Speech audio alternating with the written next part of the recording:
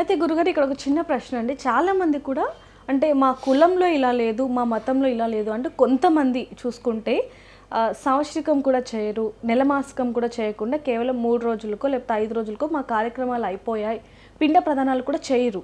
దానివల్ల ఏమన్నా దోషాలు వచ్చే అవకాశం ఉంటుందంటారా, లేకపోతే వాళ్ళ దాని ప్రకారం పర్లేదు అంటారు? ఒకటి ఆచారం ప్రధానం, శాస్త్రం ప్రాముఖ్యత, ఆచారం కూడా ప్రమాదం. ఆచారం కూడా శాస్త్రం చెప్పిందే, ఆచారం పాటించాల్సిందే. అలా అని చెప్పేసి కొన్ని ధర్మశాస్త్రాలను కొన్ని ఖచ్చితంగా చేయాల్సిన పనులను వదిలిపెట్టేసి దాన్ని పూర్తిగా పక్క జరిపేసి ఇది మాకు లేదు, ఒకరోజు తరకూరు పెట్టేస్తాం, ఆ రోజుతో అయిపోయింది, ఆ రోజు కాకి అన్నం పెట్టేసాం, ఎక్కడ చెప్పబడలే. ధర్మశాస్త్రంలో 12 రోజుల కర్మలు తప్పకుండా ఉన్నాయి. 12 రోజుల కర్మ అన్ని కులాల వారు చేయాల్సిందే, సనాతన ధర్మాన్ని పాటించేవారు చేయాల్సిందే.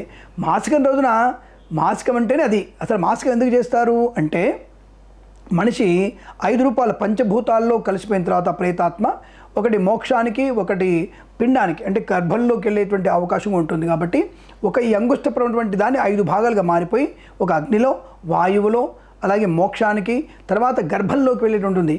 ఎక్కడైతే ఒక అంశ గర్భంలోకి వెళుతుందో ఆ గర్భంలోకి వెళ్ళినటువంటి అంశ పెరగడానికి అంటే శరీరం పెరగాలి కదా. ఎక్కడెక్కడైతే నువ్వు ఒక్కొక్క మాసికం రోజున నువ్వు పిండ ప్రదానము తర్పణం ఇస్తున్నావో ఆ సమయంలో ఒక్కొక్క అవయం పెరుగుతుంది.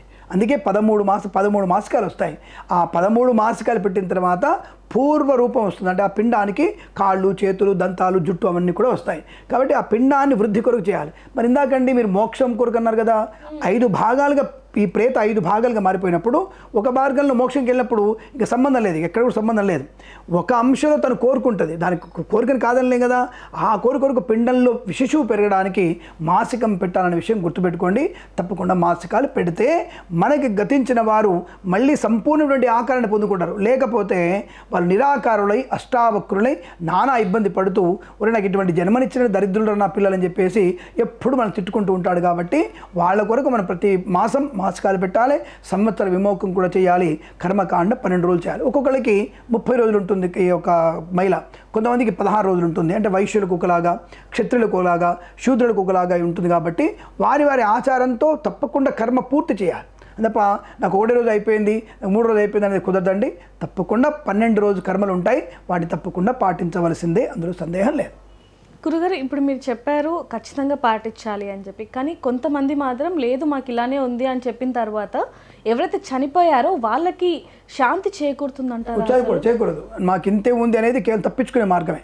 కేవలం డబ్బు విషయంలోనో ఇంకేదో విషయంలోనో తప్పించుకునే మార్గం తప్ప పెళ్ళాం మాట విని, మొగుడు మాట విని, తమ్ముడు మాట విని, ఇలాంటి వాళ్ళ మాటలు విని మీరు అది మార్చుకోండి తప్ప అది ఎక్కడ ఆచారంలో ఎక్కడ చెప్పలేదు. 12 రోజుల కర్మ తప్పకుండా చెప్పబడింది.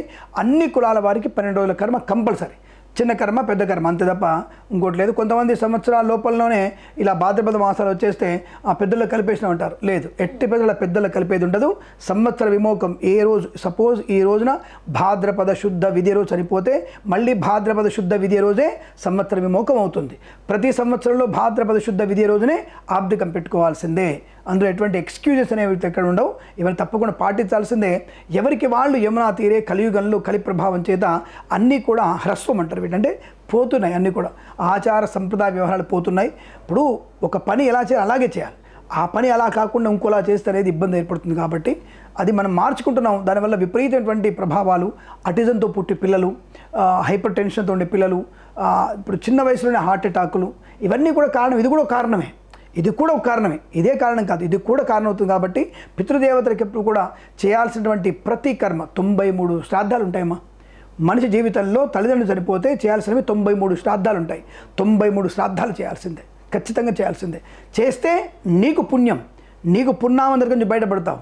ఆ 93 శ్రాద్ధాలు అంటే ఏమిటి? తద్దినాలు, తర్వాత మనకి ఈ మహాలయ పక్షులను చేసేటిది కారుణ్య శ్రాద్ధం అని, 12 రోజుల కర్మ అని, మాసికాలని, హూన్మాసికం అని, ఇలాంటివి చాలా 93 శ్రాద్ధాలు ఉంటాయి ప్రతి మనిషికి జీవితంలో.